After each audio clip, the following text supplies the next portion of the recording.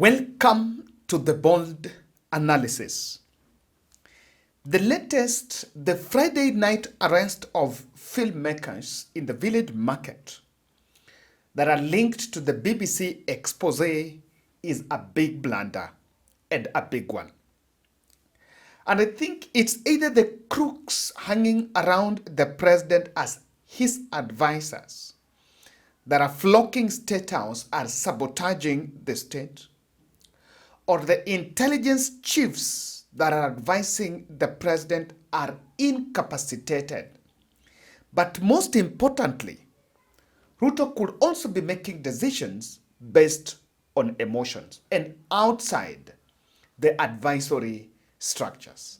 Some decisions are crooked decisions, if you ask me. The country don't seem to understand why 4 filmmakers were arrested by the state, and without even a good charge, without even charging them, there is nothing to show as to why they were arrested. And the government is sitting in pretty uncomfortable situation, very uncomfortable space because of that move. Kindly subscribe to our channel, click the notification bell and like our videos. Thank you very much for subscribing to our channel. Subscription is absolutely free. But the advantage is when you subscribe to our channel, you'll be receiving notifications whenever we publish our videos. And from that, you can see how you subscribe. The 4 filmmakers are Nicholas Gichuki, Brian Adagala. This is the son to a Vihiga women rep. I think that is Adagala, and was elected on NC ticket.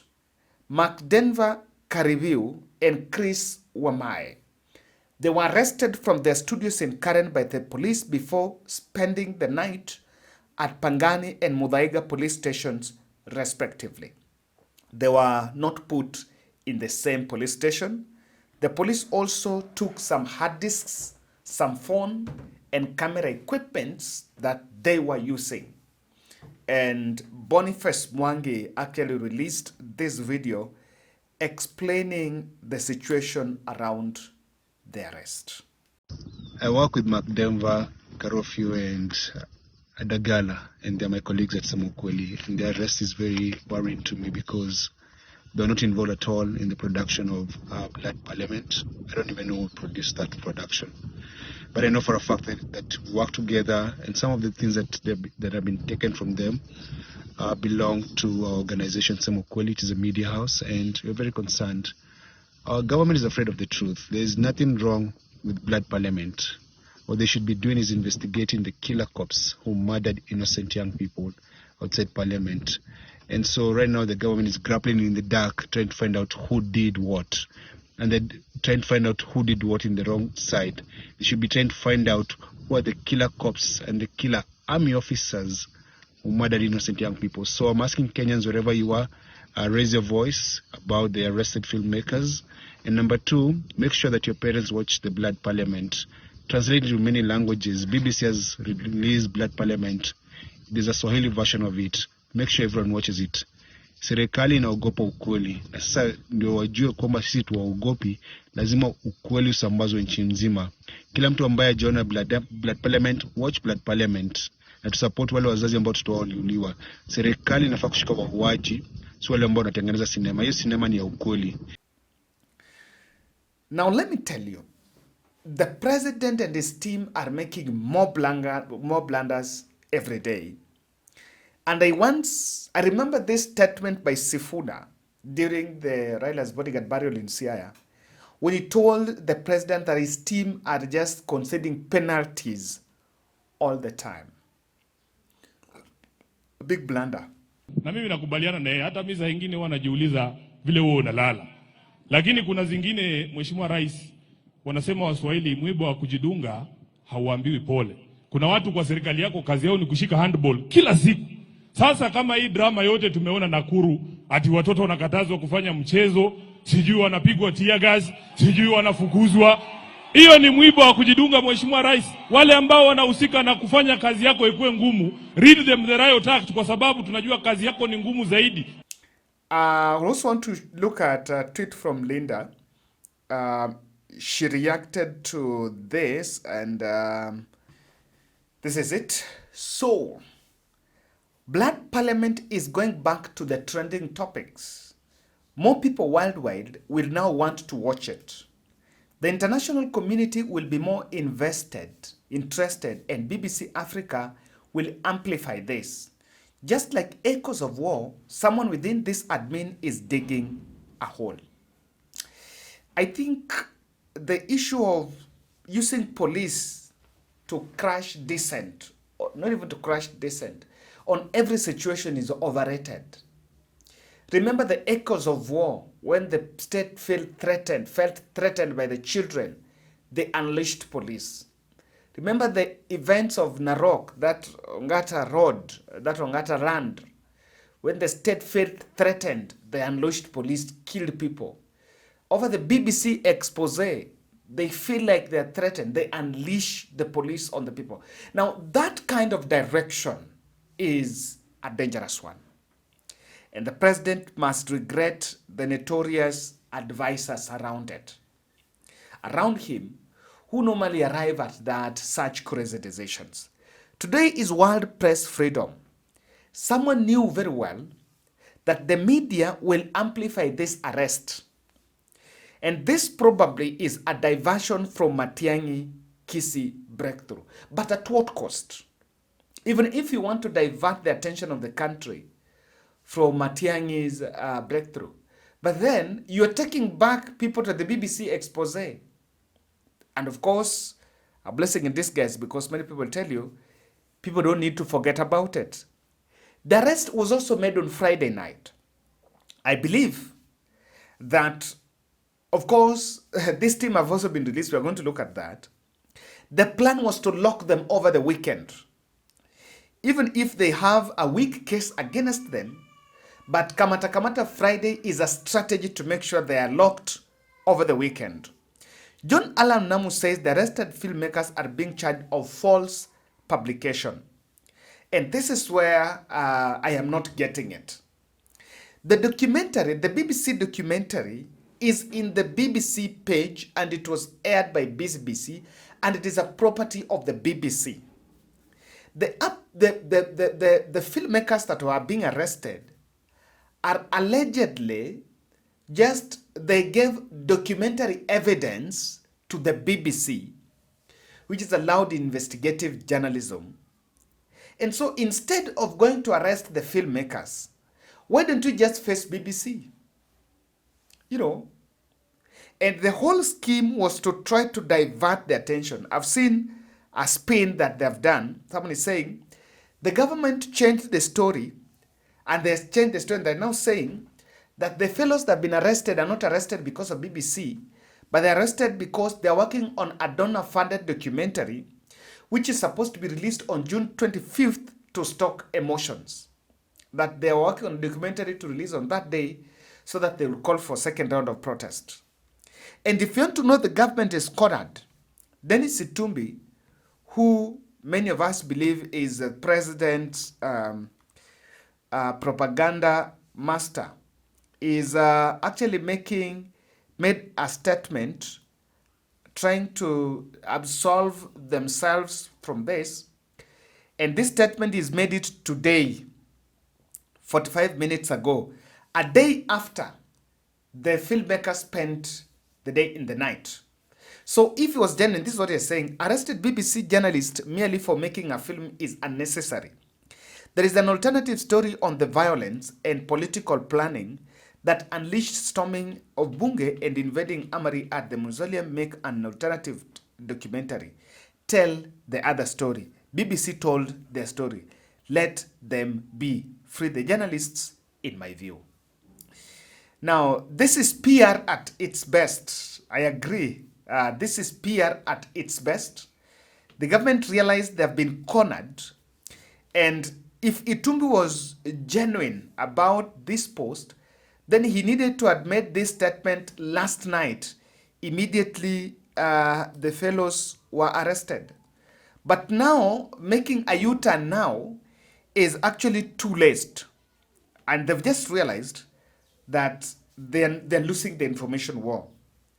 The government can't face BBC and is now running a narrative that the story was produced by local producers who are just against the state. And I want to show you something here. That government is losing it. They blundered and it was a big flop on their end. And just to show you, someone, and this was Dagoretti North Member of Parliament, the self-imposed graphic designer and special government photo designer, who is saying, and was saying that all that investigative piece was actually Photoshop. And could someone have advised the state that that BBC expose was all Photoshop and that it was not a journalistic work? I think somebody has an answer to everything that happened. And he simplified it very well. He said he's a photo expert. And what you people are seeing is edited, is Photoshop. According to KJ, everything that happened, even these things from the BBC, it's Photoshop. Is Photoshop. Those people, he said, is metadata. He's an expert. And what was happening on the streets on Gen Z's was Photoshop. When we have such people, and he's not the only one. I have seen one on national TV today. He's on Citizen Uko. I watched him. I got here very early. And he's busy defending government for shooting people. Shame on him. He's on Citizen right now. He's just defending government. And he's saying that he thinks that what happened needed to happen. Those who are goons.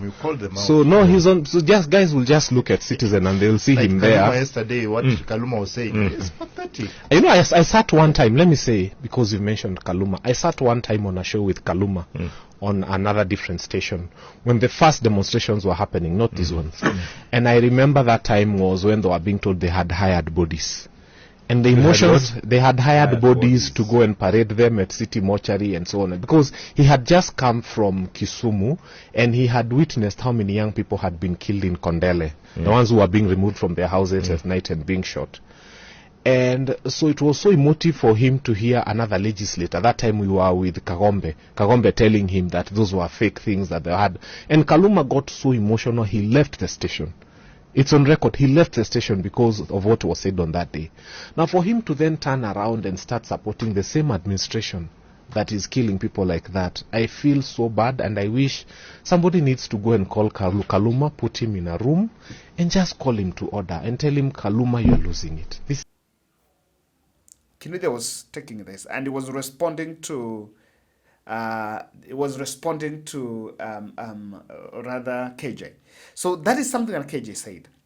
The other observation I want us to make is a Twitter by Dikembe. Dikembe used to work in the office of Junet. He made a tweet in relation to this. These are the people that the speed masters of the state. The BBC so-called expose was a hatchet job by local anarchists. Told you it was done by Boniface Mwangi and his minions and sold to BBC. That's why it lacked objective depth. Now someone is saying, and that is the objective they wanted to, that is the agenda they want to sell, that BBC did not do that story. That story was done by private citizen journalist and then sent to BBC. The voiceover in the BBC, the voiceover in the video is done by BBC journalist. It is part of Ion Africa. It is their documentary. They've owned it. And even if you try to share it in your, if yourself you try to share it, you will understand that it will not go anywhere. It will be pulled. So it's owned by BBC. Any other spin around it is wrong. And the reason why they feel it is I want to review a statement by Mwaura. Remember when Isaac Mwaura was complaining that government side was not consulted, they were not given a voice and blah, blah. He was raising some questions about that. Question. That was aired is really one-sided because they didn't have a view of the government. Obviously and sincerely, we really send our most sincere condolences to the families of those affected. And we have IPOA on the cases. They have already issued a statement of the 60 deaths that were recorded. About 22 cases have been finalized. And there is more information to this that we shall be releasing as well, so that then these issues are being taken care of. And that is very important. However, it is true to say that also those who did the documentary should have sought government opinion on the same, so that they can be fair and balanced, and so that we can have a proper story that also shows the two sides of the situation. For example, they show a parliament being burnt, but they don't show who is doing it. They seem to minimize the various the vandalization that happened in parliament. And going forward, because we cannot have a country that also is led through anarchy and mayhem. Yes, there were legitimate concerns. They never even gave a proper account of the issues within the finance bill, because we do not want a situation where we have people inciting Kenyans to violence. And also, if you look at even the whole documentary, they never spoke about the issue, even giving the president's speech ample time to be heard. Let's just question this. If the journalists were to walk to State House with the footage, or rather to write a letter to the state to respond, do you want to tell me William Ruto was going to respond? If he believes that the whole thing was choreographed by Rigathi Gachagua and his team, was he going to respond? And if the state was to be told about that investigative story, if now they are just arresting filmmakers, would they have allowed it even to proceed to be published? Some things they rather be said as they are. Now, the other observation I want you to make is Musalia Mudavadi.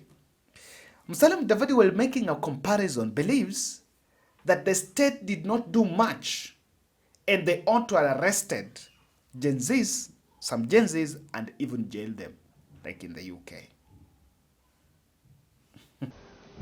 Going into the future. But 3 weeks after Kenya's Gen Z debacle, I think it was somewhere in the UK that we saw another technology-driven episode, and people were ramming into people's houses and causing mayhem and creating matters of insecurity or dealing with it.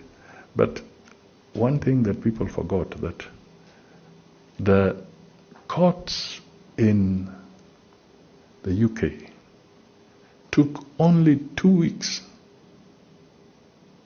and they locked up some of those transgressors for up to 3 years. Whether it was a court in Liverpool or a court where these people were jailed within 3 weeks for between 2 years to 3 years. Do you know, in Kenya's situation, no Gen Z was jailed.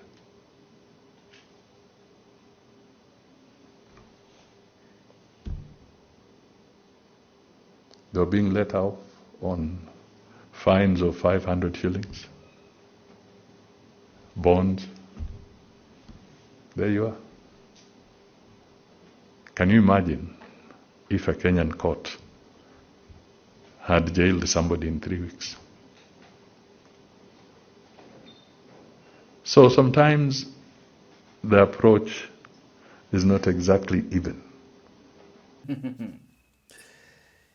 So that is why I'm telling you, their standpoint, the advisory on this, the person, the notorious advisor who advised, ordered for this arrest, is need to be shown the door.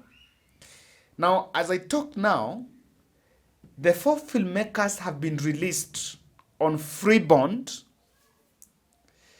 And the state has really felt the pressure from the ground. They've been released on free bond after an uproar as a protest was actually on its way. And this is the video of the filmmakers and their lawyer talking about the arrest. It's been a difficult past 12 hours, but fortunately they're here. I just want them to get some rest and perhaps now be able to ensure that their rights can never be curtailed again. Yes. Well, this is a combined effort from members of the Law Society of Kenya and the media houses. But as of yesterday in the evening, when I received a call from the editor-in-chief Nation Media Group, I was able to follow up on this particular arrest all the way to Pangani Police Station. I personally called the regional commander, Mr. Seda, who I shared the phone names of the people who had actually been arrested, and we do know their location, and also the assistance from Commander Mutua from Pangani Police Station. Both those two officers are the ones who were able to help me get the information where these people were being detained. I was able to ascertain that Nicholas and Brian were currently at Pangani. I took a brief few minutes to talk to them to ascertain that they were actually not injured. But during the conversation, I learned that the offices had been raided, the statements had been taken without any counsel present. And I want to tell you this. The BBC arresting those filmmakers was a blunder. And if it was a drill, it is a drill that has flopped. It's a debacle on them because of the kind of uproar that has come. A blunder in the sense that the filmmakers are young people, and Ruto is consistently igniting outrage from the young people. I gave you examples. The echoes of war, a fight with the young people. And now this one is also, these are Gen Zs. The fellows are actually Gen Zs. I even saw a clip of Uhuru Kenyatta mocking the president, mocking the president as William Ruto as a man who fears children. And was saying that his political godfather did not fear children. Uhuru Kenyatta made this speech. I tell people, I had a biological father who was a politician who put political genes in my system. And they are still there, but now they're kind of lying low. But I also had a political father. And him, he wasn't scared of young people like some people around here today. So here young people go, they panic. He didn't panic. And then, at great cost to himself, he went and he found me there. When big men there were looking for things, he picked the youngest. You guys have a future. Don't be cowed. Don't be put under. Start now. Who knows what God has in store for you? And we are there to help, to support, to guide. I wish you every success. I wish you blessings. I wish you children. I wish you prosperity. I wish you happiness. I wish you friends. And I wish you leadership. That it may come and be through the grace of God. May God bless you both and give you a long and happy life together. And this is what we are saying. The claim that the fellows who are working on a donor-funded project is lame. Yes, if I've seen state spin propaganda machines saying that they've been arrested because they're working on a project that they were supposed to publish on June 25th. Now, who is the donor? What is the project? If you want to win the information war, then don't give half-baked. Just say The 4 were arrested. They're working for Organization X, and that Organization X was funded by so-and-so to run this documentary to be published at X for this and that. But if you give half-baked information, then you're just trying to spin.